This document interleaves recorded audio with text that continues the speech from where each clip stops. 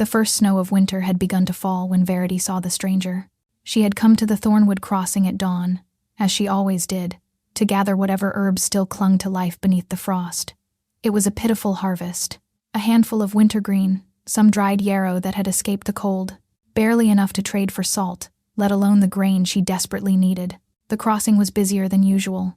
Merchants hurried their carts through before the mountain passes became impassable, and travelers pressed northward with the anxious energy of those racing against the season. No one paid attention to the figure slumped against the old boundary stone. At first, Verity thought he was dead. He sat with his back against the weathered granite, legs stretched uselessly before him, head bowed so low his dark hair obscured his face. His clothes had once been fine. She could see that much from the quality of the wool, now torn and filthy. But it was his stillness that made her pause. The absolute, defeated stillness of someone who had stopped expecting help. A merchant's cart rolled past, close enough that the wheel nearly crushed his outstretched hand. The driver didn't even glance down. Verity knew she should keep walking. She was nobody here, less than nobody. A rejected Omega without pack or protection, surviving on the edges of territory that had once been her home. The last thing she needed was to draw attention to herself, but she couldn't look away from his hands. They were broad and calloused, the hands of someone accustomed to work or weapons, and they were shaking. Not from cold, she realized, but from the effort of holding himself upright. Whatever had happened to this man, he was fighting just to remain conscious. Out of the way, Omega, the voice made Verity's spine stiffen. She turned to find Draven standing behind her, his enforcer's mark gleaming silver at his throat. He was flanked by 2 other wolves from the Ashmore pack, the pack that had cast her out 3 years ago. Draven, she said carefully, keeping her eyes lowered in the submissive posture that had become second nature. Still skulking around the borders, I see. His lip curled with familiar contempt.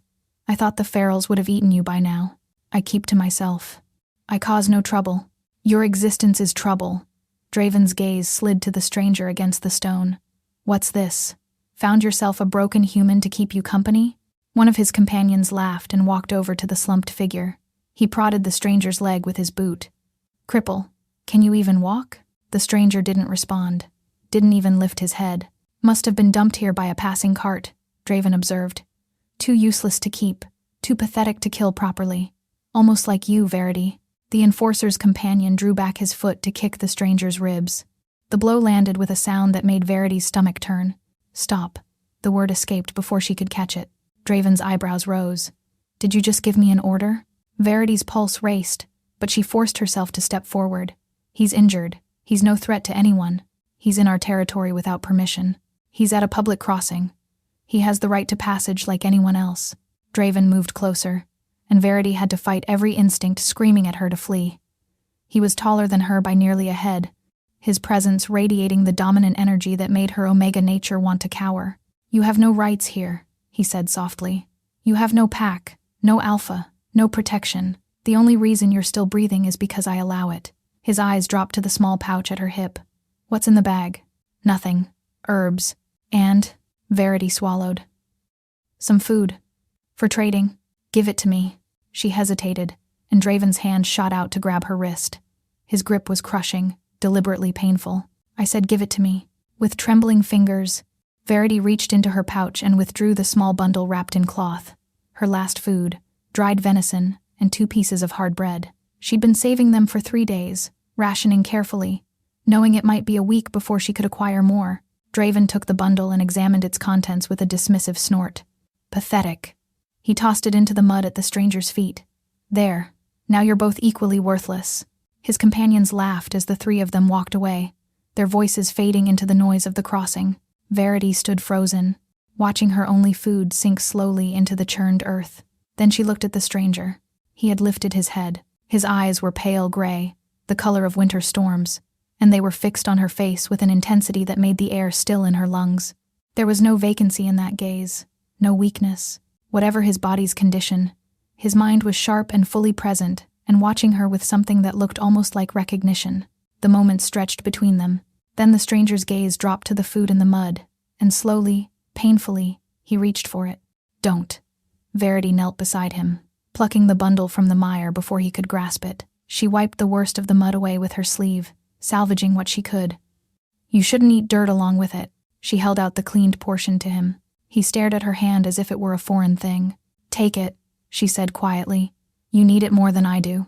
"Why?" His voice was rough from disuse, barely more than a rasp, but the single word carried weight. "Because you're hungry. Because I can forage more tomorrow. Because—" She stopped, unsure how to explain the hollow ache in her chest that demanded she help him despite every rational argument against it. The stranger's eyes searched her face. Then, with visible effort, he reached out and took the food from her palm.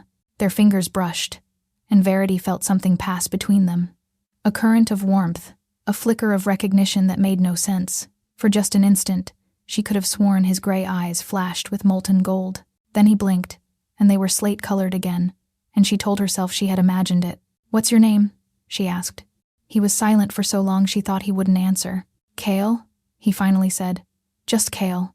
I'm Varity." She glanced around the crossing, at the indifferent travelers and the falling snow. "You'll freeze to death here by morning. Can you walk at all?" Kale's jaw tightened with something that might have been shame. "My legs are damaged. I can manage short distances. Nothing more." Varity made her decision before her better judgment could intervene. "My cottage isn't far," she said. "I can tend your injuries there, at least until the snow passes." Those winter-pale eyes studied her with an intensity that felt like being seen straight through to the bone. "You would help a stranger," Kale said slowly. "A crippled nobody with nothing to offer you." "You're a person," Varity replied simply. "That's enough." Something changed in his expression, something that looked almost like pain, though she couldn't understand why her words would wound him. "Lead the way then, Varity," he said quietly. "I'll do my best to keep up." The walk to Verity's cottage should have taken 20 minutes. It took nearly an hour. Kale moved with agonizing slowness, his body bent around whatever injuries plagued him. Varity had offered her shoulder for support, and he had accepted with a reluctance that suggested he was unused to depending on anyone. His weight against her side was substantial. Whatever had broken him, it hadn't diminished his size.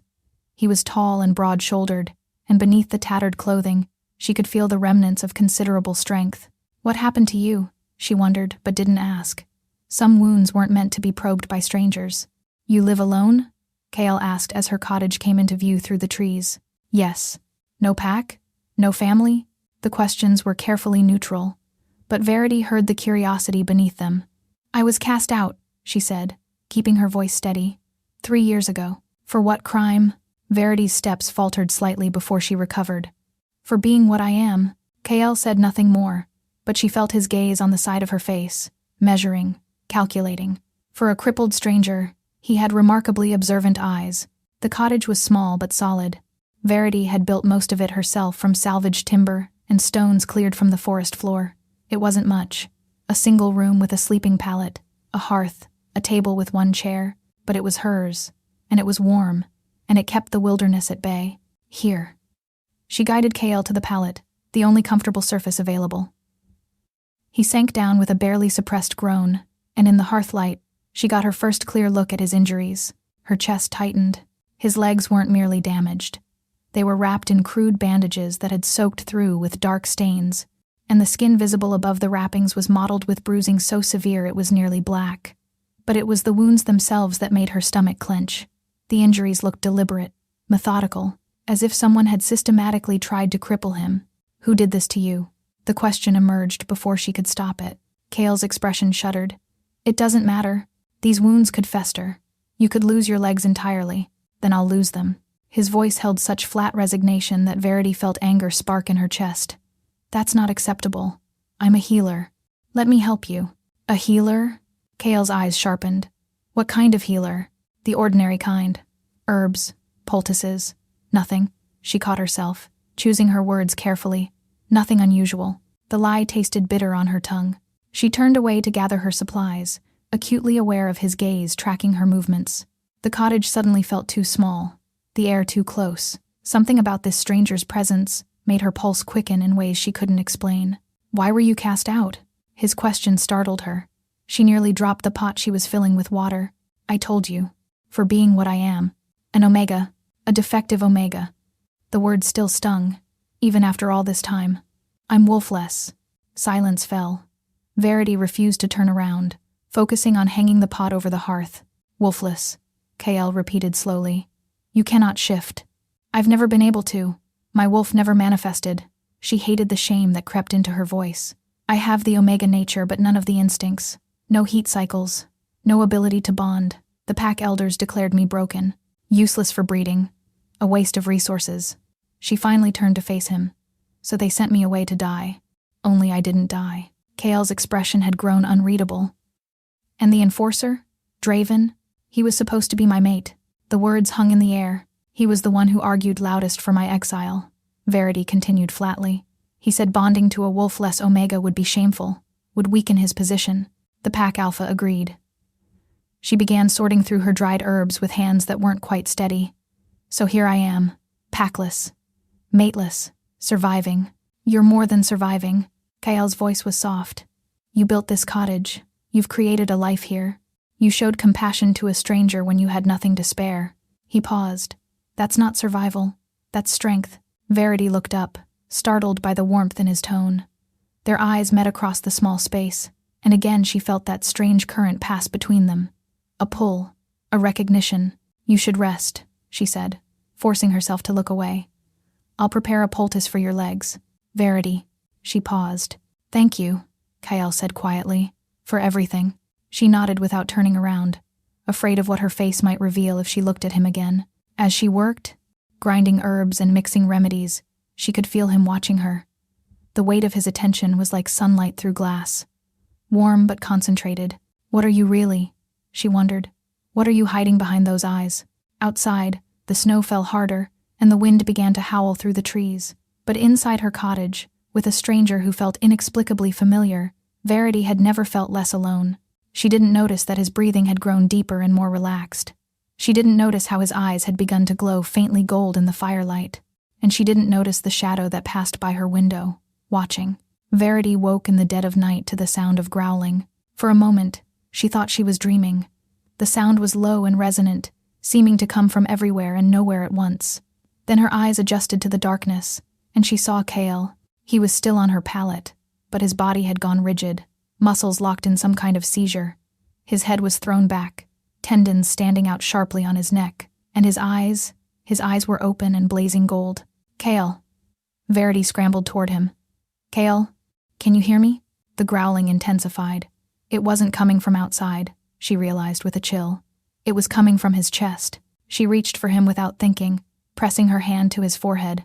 His skin was burning hot, fever-slick with sweat, but the moment her palm touched him, his hand shot up and seized her wrist with crushing strength. Don't.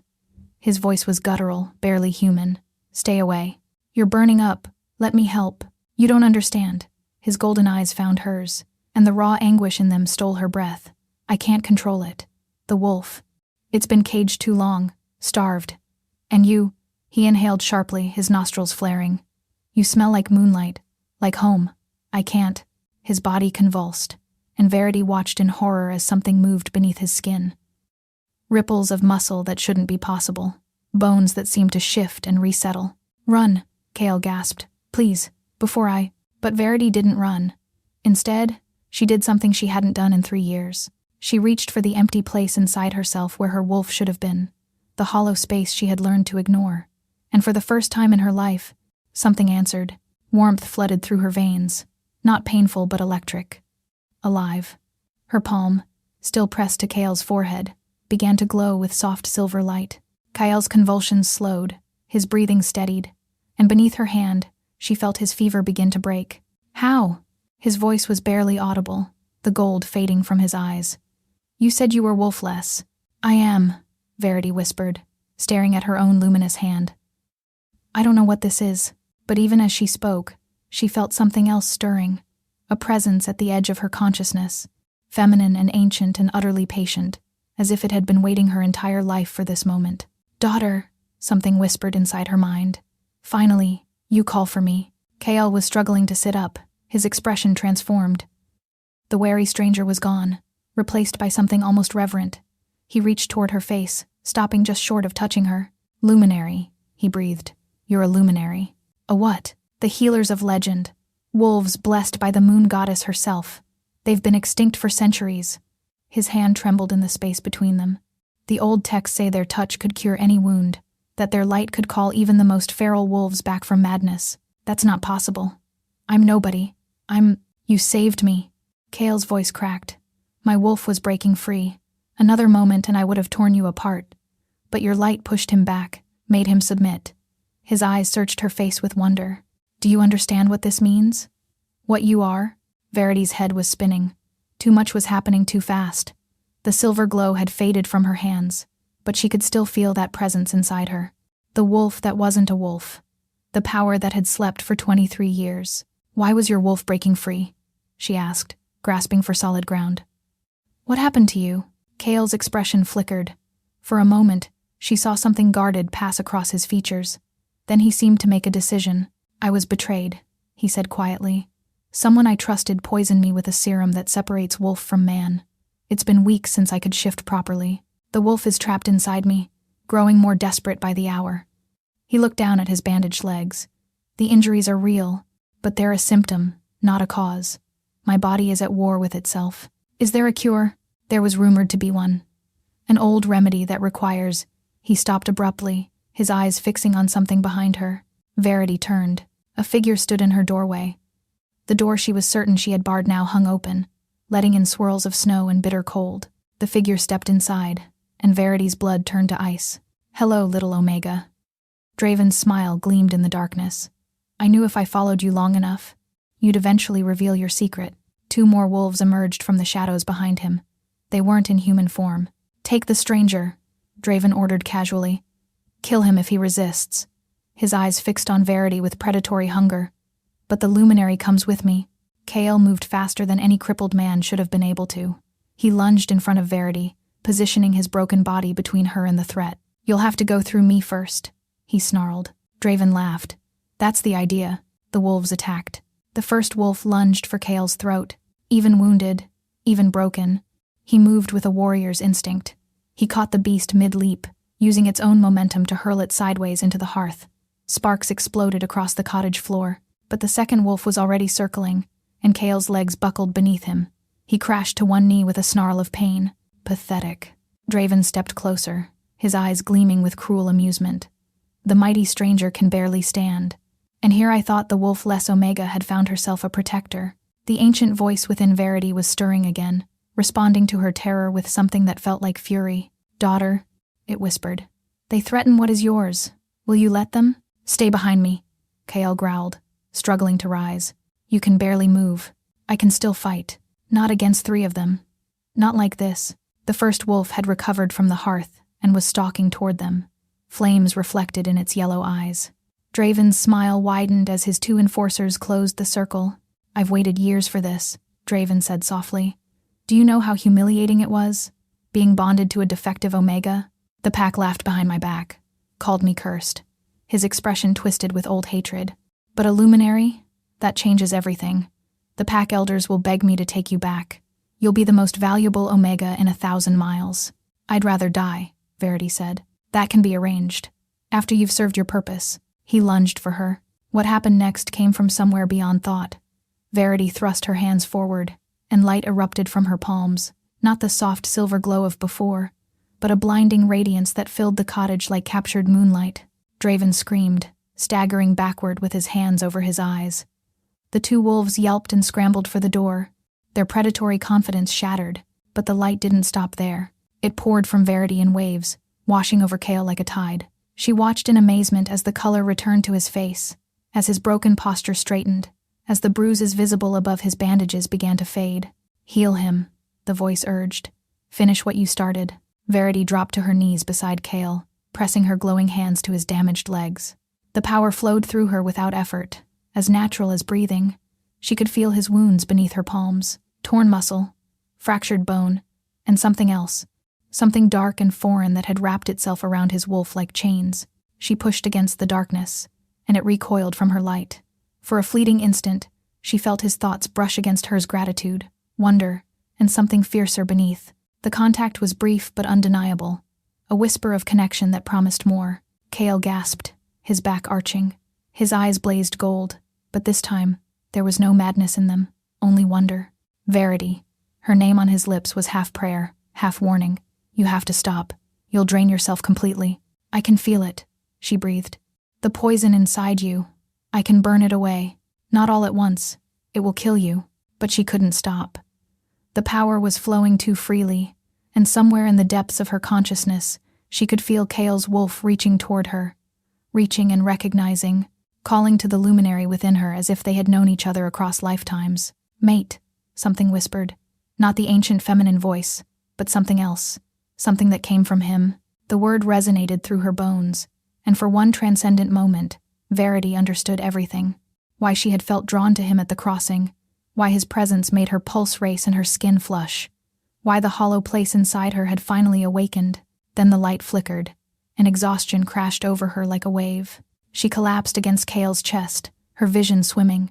His arms came around her immediately, holding her with desperate tenderness. "Foolish woman," he murmured into her hair. "Brave, magnificent woman." Minutes passed before her vision cleared enough to speak. "Did it work?" "Look." She lifted her head and followed his gaze to the doorway. Draven and his wolves were gone, fled into the night, and when she looked down at Kale's legs, the bandages had fallen away to reveal skin that was merely bruised instead of broken. "Not fully healed," Kale said. "But enough. Enough to fight. Enough to protect you." "How?" "You burned away the worst of the poison. My wolf is still caged, but the chains are weaker now." His hand rose to cup her cheek with heartbreaking gentleness. "You saved me, Varity. Again. You protected me first. I'll always protect you." The words hung between them, heavy with meaning neither was ready to examine.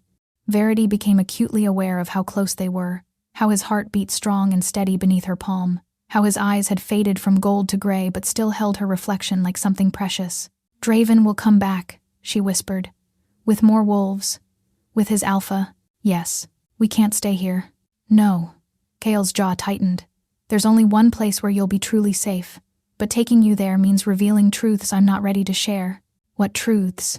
He was silent for a long moment. When he spoke again, his voice was barely audible. "I'm not who you think I am, Varity. Not a stranger. Not a crippled nobody." His thumb traced her cheekbone with aching tenderness.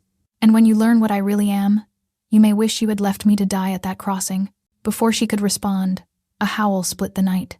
Then another, then a dozen more, rising in eerie harmony from the forest. Kale's expression hardened. "They're calling for reinforcements. We have until dawn."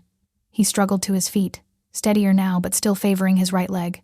"Can you travel?" Varity forced herself upright despite the exhaustion weighing her limbs. "Where are we going?" "North, to the Shadowvale territory." His eyes met hers with something like apology. "To my pack."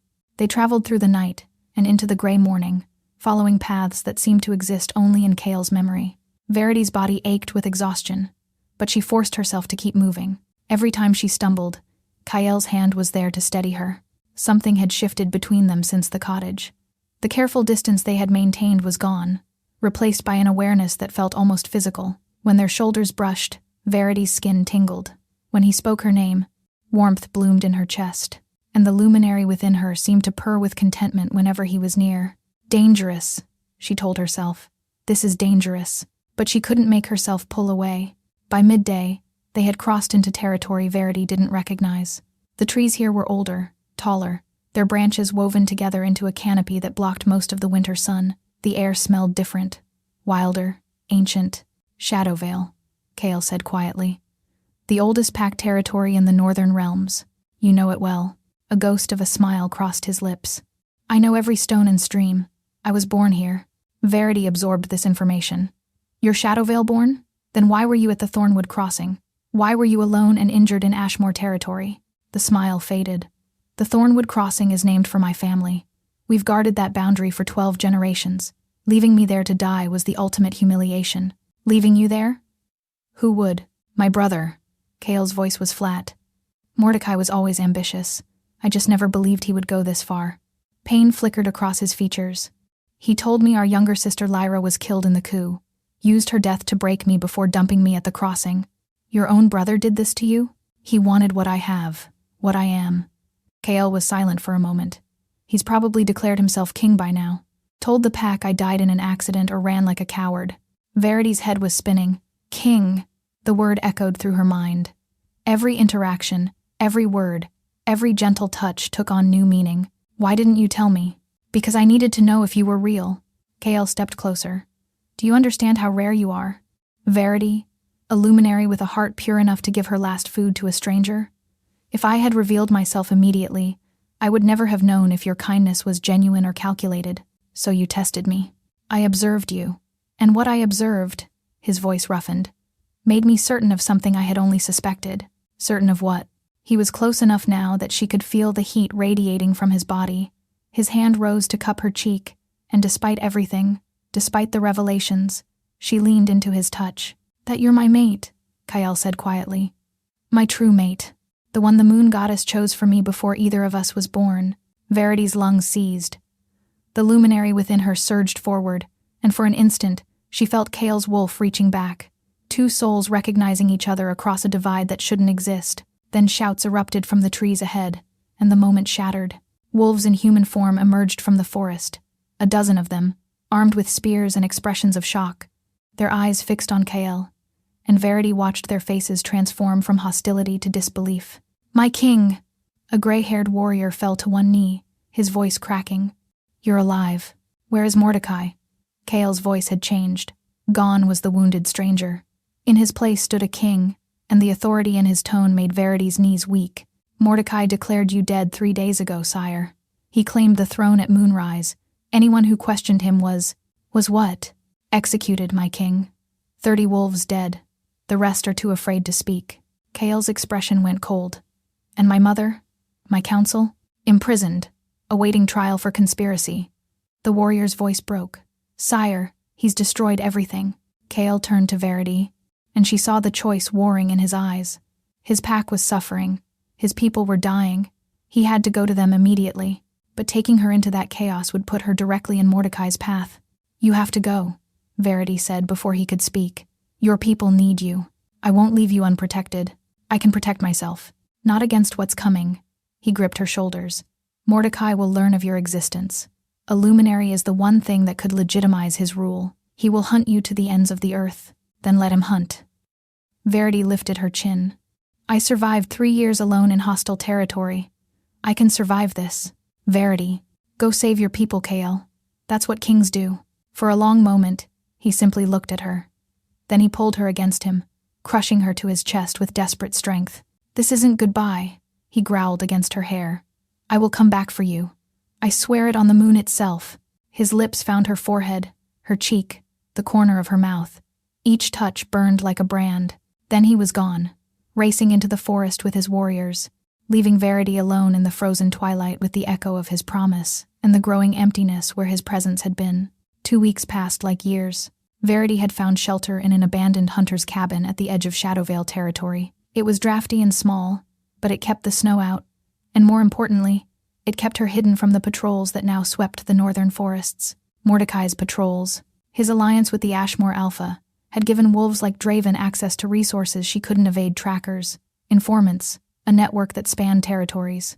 She had heard the news in fragments, whispers from traveling merchants, gossip exchanged at distant crossings where she traded her herbs for supplies. The usurper king had consolidated power with ruthless efficiency. Any wolf who spoke Kale's name was punished. Any rumor of his survival was crushed. And there were other rumors, darker ones, of a wolf-less Omega who had been seen with the true king before his return, of a bounty that grew larger by the day. Verity kept moving, kept hiding, kept waiting for a sign that Kale had succeeded, that he was coming back for her as he'd promised.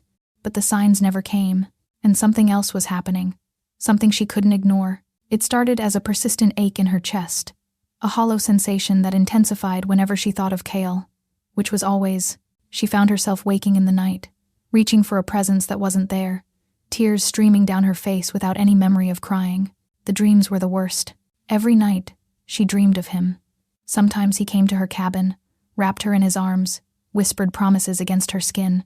Those dreams left her breathless and aching. But other nights, she dreamed of blood, of Kale fighting alone against terrible odds, of his body broken on cold stone while a dark-haired stranger stood over him, laughing. She always woke from those dreams screaming. "He is your mate," the ancient voice whispered. "Your soul knows his soul.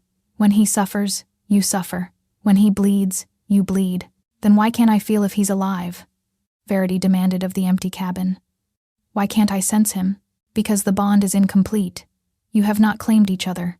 Without the claiming bite, the connection remains fragile, breakable."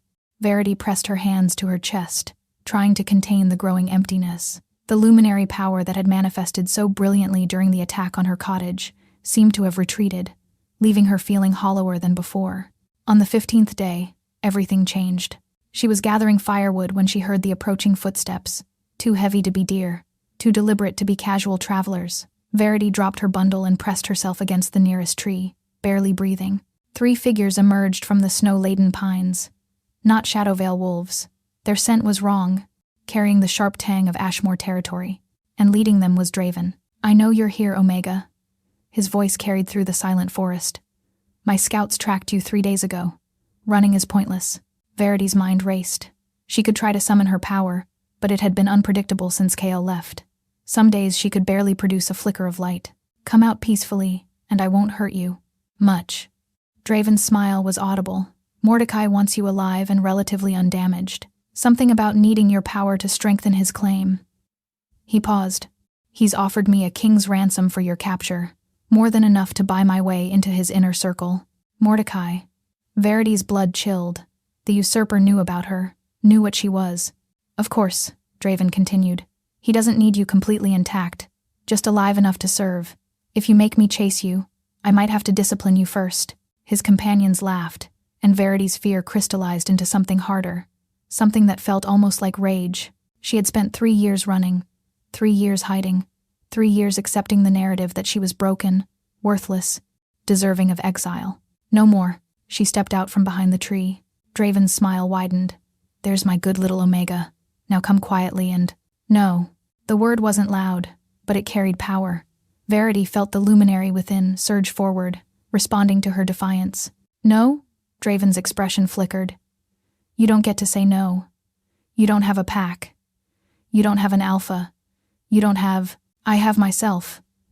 Verity's hands began to glow. "I have 3 years of survival that taught me I don't need a pack to have worth. I don't need an alpha to have power. And I certainly don't need your permission to exist." The light intensified, and she saw fear flash across Draven's face. Real fear. The kind he had probably never expected to feel toward the Omega he had once rejected. "Take her!" he snarled at his companions. "Now!" They rushed toward her. Varity threw her hands forward, and moonlight exploded through the forest. But this time, something went wrong. The power surged too fast, too wild, burning through her reserves like fire through dry timber. She managed to drive back 2 of the attackers before her strength gave out completely. The last thing she saw before darkness claimed her was Draven's boot swinging toward her head. When Varity woke, she was in chains. Cold iron bit into her wrists. A damp stone ceiling stretched above her, and through the narrow window of her cell, she could see the towers of a fortress she had only ever heard described in fearful whispers. The Ashmore stronghold and Mordecai, who had made this fortress his base while hunting down any threat to his stolen throne. But as her vision cleared, she realized the cell wasn't empty. A figure slumped against the opposite wall, bound in chains twice as heavy as hers. His clothes were torn and bloody. His dark hair hung lank across his face. But even battered beyond recognition, Varity would have known him anywhere. "Kael," she breathed. He lifted his head slowly, and her heart shattered. His eyes were dull with pain and something worse, hopelessness. The proud Alpha King had been broken in ways that went far beyond physical wounds. Varity. Her name was barely a whisper. "I'm sorry. I tried to come back for you. I tried." "What happened?" "Mordecai was waiting for me." Each word seemed to cost him. He had allied with the Ashmore Alpha. My own warriors were outnumbered, outmaneuvered.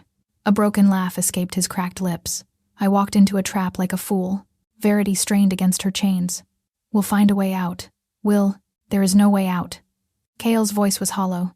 "Tomorrow is the blood moon. Mordecai is coming to execute me publicly, to prove once and for all that his claim is legitimate. And you," his voice cracked, "you'll be forced to bond with him. Your luminary power will make him unstoppable. I'll die first." "You might." Kael finally met her eyes, and the anguish in them took her breath away. "And that would be my fault. All of this is my fault. I should never have let you get close. Never should have told you what you were. I put a target on your back because I was selfish enough to want." "To want what?" The silence stretched between them, heavy with everything unspoken. "You," Kael whispered. "I wanted you. From the moment you knelt in the mud and gave me your last food, I knew you were the one I had been waiting for my entire life. Tears carved tracks through the blood on his face. And now you're going to die for it. Verity felt the luminary within her stir. Not with power this time, but with something deeper. Determination. No, daughter. You will not die, and neither will he. The bond, Verity said suddenly. You said it was incomplete, that without the claiming bite, the connection is fragile. Kael's brow furrowed. Yes, but what happens if we complete it? His eyes widened. Verity. No. The claiming bite between an Alpha King and a luminary, the power released would be catastrophic. It could kill us both, or it could save us both. She strained toward him, chains biting into her wrists. You said luminaries could call even feral wolves back from madness. What if that's exactly what we need? What if completing the bond is the only way to free your wolf from whatever cage Mordecai's poison built? You don't know what you're asking. I'm asking you to trust me. Verity's voice softened. The way I trusted you. The way I've trusted you since the moment I saw you at that crossing and knew without understanding why, that I was meant to find you. Kael stared at her. In his gray eyes, she watched hope and terror wage war. Outside the cell window, the moon began to rise. Neither of them spoke for a long moment after his confession. There was nothing left to say that their eyes hadn't already communicated.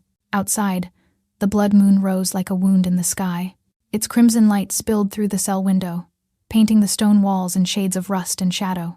Verity could feel its pull in her bones, an ancient call that made the luminary within her stir with restless energy. We don't have much time, she said, straining against her chains. How do we do this? The claiming bite? Kael's expression was torn between desperate hope and equally desperate fear. You don't understand what you're proposing. A claiming bond isn't just physical. It's the merging of two souls. Every thought, every memory, every wound I carry would become yours, and yours would become mine. I'm not afraid of your wounds. You should be. His voice cracked. I've done terrible things, Verity. Made terrible choices. The weight of a kingdom has been on my shoulders since I was 18 years old. If you see inside me, truly see, you might not what? Love you? The word hung between them like a held breath. Kael went very still. You don't know me well enough to love me. I know that you protected me when you could barely stand. I know that you looked at me like I mattered when everyone else saw only a broken omega. I know that when you touch me, something inside me recognizes something inside you. Verity's voice softened. I don't need years to know what my soul already understands. Verity, tell me how to complete the bond. For a long moment, he simply looked at her. The moonlight caught his eyes and turned them silver, and Verity saw the moment his resistance crumbled. The bite must be mutual, he said quietly. I claim you, you claim me. At the same moment, under the witness of the moon. He paused. But we're chained. We can't reach each other. Verity looked at the distance between them. 8 feet of cold stone. A gap that seemed beyond crossing. But the blood moon was rising, and she could feel its crimson light strengthening the fragile thread between them. Proximity and lunar power might be enough. She closed her eyes and reached inward, searching for the luminary power that had failed her in the forest. It flickered weakly, exhausted from her earlier attempt. But beneath the exhaustion, she felt something else. The bond that already existed between them, fragile and incomplete, but real. She followed that thread. Kael, she thought, pushing the word toward him with everything she had. His sharp intake of breath told her it had worked. You can hear me. I can feel you. His mental voice was rough with wonder. How is this possible? The bond. It's already there. We just need to strengthen it. She opened her eyes and found him staring at her with an expression that made her chest ache. The chains, she said aloud. Can you break them if your wolf is freed? If my wolf is freed, I could tear down this entire castle. A ghost of his old confidence flickered across his features. But the poison, I'll burn it away. All of it. The way I started to in my cottage. That nearly killed you. This time I won't be fighting alone. Verity held his gaze. This time I'll have your strength to draw from. That's what the bond does, isn't it? Makes us stronger together? Kael was silent for a long moment. Then, slowly, he nodded. If we're going to do this, he said, we do it now, before Mordecai arrives. Verity closed her eyes again and reached for her power. This time, instead of pushing outward, she sent it across the bond toward Kael. She felt his wolf immediately, caged and desperate, wrapped in chains of dark poison. But she could also feel something else. His love for her. It blazed beneath his fear, fierce and undeniable. She let that love anchor her as she began to burn. The light built slowly at first, then faster, pouring through the fragile bond like water through a breaking dam. Verity felt Cale's pain as the poison fought back, felt his wolf howling for freedom, felt his heart reaching for hers across the cold stone. Then something snapped. A sound like chains breaking echoed through the cell, though neither of them had moved. Cale threw his head back with a roar that wasn't entirely human, and Verity watched in amazement as his body began to shift. Not fully, not completely, but enough. His muscles swelled, his eyes blazed gold, and when he wrenched his arms apart, the iron chains shattered like brittle ice. He crossed the distance between them in 2 strides and fell to his knees before her. His hands, trembling with barely contained power, cupped her face. "Now," he breathed. "Before I lose control." His mouth found the curve of her neck, and Verity tilted her head to give him access. At the same moment, she pressed her lips to his throat, feeling the wild pulse beneath his skin. They bit down together. The world exploded. Pain and pleasure merged into something beyond either. Verity felt Cale's essence pour into her like molten silver, filling every hollow place she had ever known. His memories crashed over her in waves. A childhood of duty and expectation, the weight of a crown he never asked for, the loneliness of a king who trusted no one, and beneath it all, the moment he had first seen her at the crossing, the shock of recognition that had stopped his heart. She's the one, he had thought. Moon help me. She's the one. In return, she gave him everything. Her years of rejection, her quiet determination to survive, the first stirring of the ancient voice when his fevered eyes met hers. The love that had grown in spite of every reason it shouldn't. Their wolves met in the space between their souls and recognized each other with joy so fierce it was almost savage. "Mate," his wolf sang. "Mate," hers answered. The bond snapped into place with a force that shook the foundations of the castle. Verity gasped as power flooded through her, more than she had ever contained. It wasn't just her luminary light anymore. It was Cale's strength, his wolf's ancient ferocity, the accumulated power of a royal bloodline stretching back centuries. She barely felt the chains fall from her wrists. Cale pulled back from her throat, and she saw blood on his lips, her blood, gleaming in the crimson moonlight. His eyes were pure gold now, his features caught somewhere between man and wolf. "We need to move," he growled. Mordecai will have felt that. As if summoned by his name, footsteps thundered in the corridor outside, shouting voices, the clash of weapons. Cale was on his feet instantly, pulling Verity up beside him. The cell door burst open, and 3 guards rushed in with drawn swords. They never stood a chance. Cale moved like lightning made flesh. 1 guard went down before he could raise his weapon. Another followed a heartbeat later. The 3rd managed a single swing before Cale's hand closed around his throat and lifted him off the ground. "Where is Mordecai?" The guard choked, his feet kicking uselessly. "The Great Hall," he gasped, preparing for the execution ceremony. Cale dropped him without another glance. He turned to Verity, and she saw the battle raging behind his eyes. The wolf wanted blood, wanted vengeance, wanted to tear through every enemy between here and his treacherous brother. "Go," she said. "I'll follow. I won't leave you again. You're not leaving me. You're running ahead." She pressed her hand to his chest, feeling his heart pound beneath her palm. "I can feel you now. Wherever you go, I'll find you." Cale's jaw clenched. Then he leaned down and kissed her with fierce desperation. "If you're not beside me when I face Mordecai, I'm coming back for you. I would expect nothing less." He vanished into the corridor like a storm given form.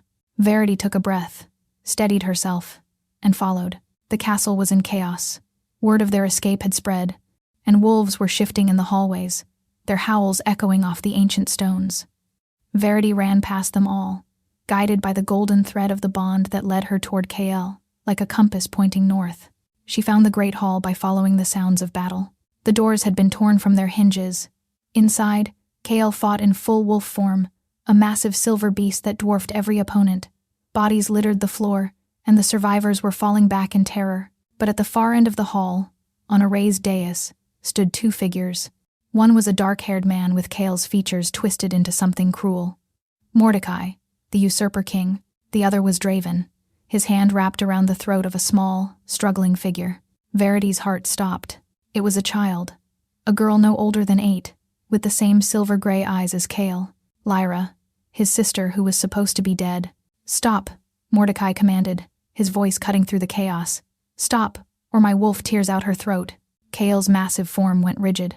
Slowly, painfully, he shifted back to human form, his golden eyes fixed on the child. "Lyra," he breathed. You told me she was dead. You told me. I told you what I needed you to believe. Mordecai's smile was poison. Our little sister has been my insurance policy all along.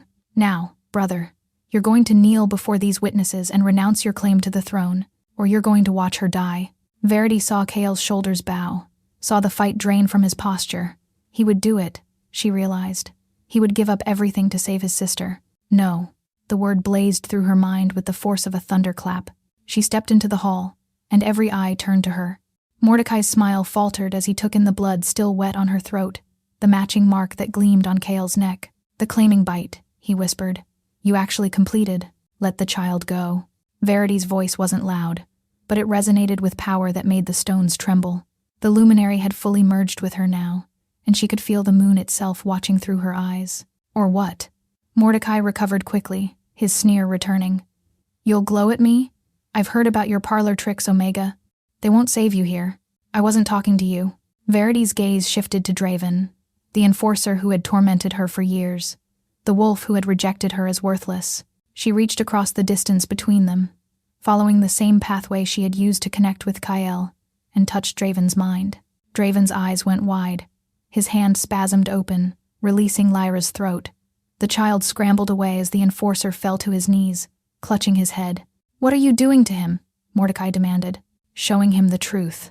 Varity walked forward, and with each step her power grew, showing him every rejection, every cruelty, every moment he made me feel less than nothing. She stopped before Draven's trembling form, and showing him what I became despite all of it. Draven looked up at her, and his face was wet with tears. I'm sorry, he choked. I didn't know. Varity looked down at the wolf who had tormented her for years. She could feel his regret through the connection she had forced open, could see the memories cascading through his mind, every cruelty recontextualized through her eyes. He had been afraid of being mocked for bonding with a defective Omega, afraid of losing status. His cruelty had been cowardice wearing armor. I know. Verity's voice softened. And I forgive you. Not for your sake, for mine.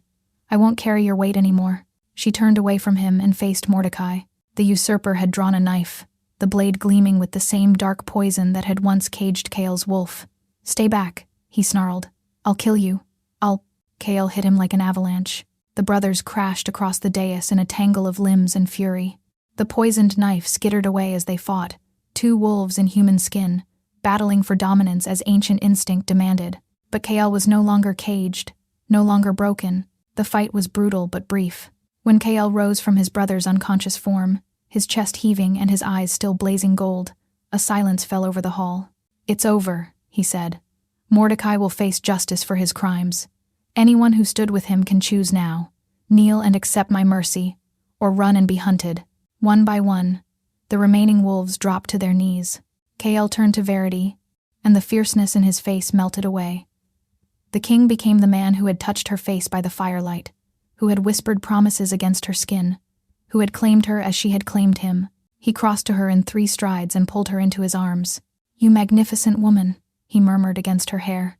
You saved us all. We saved each other. A small hand tugged at Verity's borrowed cloak. She looked down to find Lyra gazing up at her with wonder. Are you my brother's mate? The child asked. Varity glanced at Cale, who was watching her with an expression that made her heart overflow. Yes, she said softly. I suppose I am. Good. Lyra's face broke into a brilliant smile. I always wanted a sister. As the blood moon reached its zenith, Varity stood in the great hall of her enemies and felt something she had never expected to feel again. Home. Not a place, not a pack, but a person. Cale's hand found hers, their fingers intertwining as naturally as breathing. My queen, he whispered, the title a promise and a prayer. Varity smiled. The rejected Omega, the wolf less outcast, the luminary reborn. She had spent years believing she was broken, empty, unworthy, but standing beside her mate, surrounded by wolves who knelt before her light, she finally understood the truth. She had never been broken. She had simply been waiting to be found.